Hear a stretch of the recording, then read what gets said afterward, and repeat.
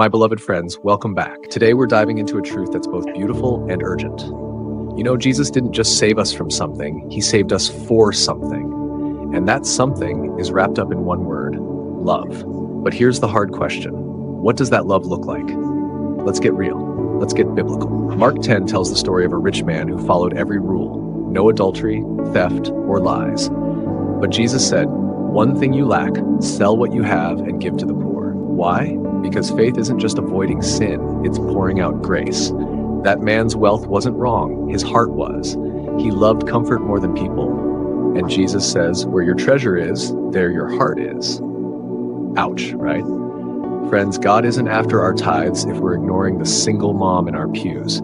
He's not impressed with our purity if we're bullying our spouse at home. We can't claim to love God while shutting our eyes to his kids who are hungry, lonely, or trapped in despair.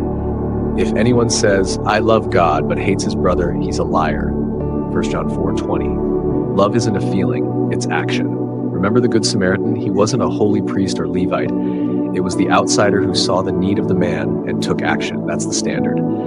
True faith isn't polished sermons or Instagram blessings. It's sacrificing time, money, and pride to lift someone else up. This applies to everyone in the church, from the pastor to the young man sitting in the pews. We all have the same overriding title, that is servant. We are here to love and serve one another, just as Jesus did for us. Never think so much of yourself that stopping to help another is beneath you. Never love your possessions so much that you would sacrifice them to help another in need.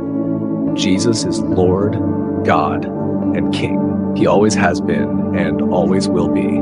Yet, for the sake of love, he transformed himself into the creation, humbled himself to live as a man, and came as a servant. Never forget, he did not think too highly of himself to bend and wash feet. He loved you more than himself when he endured the beating and torture.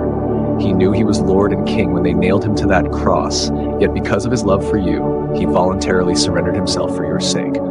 James 2:8 calls it the royal law, love your neighbor as yourself. That's it, no loopholes. If we're too busy judging the addict, gossiping about the divorcee, or hoarding blessings, we're missing eternity. Love isn't optional. It's the proof we've truly met Jesus.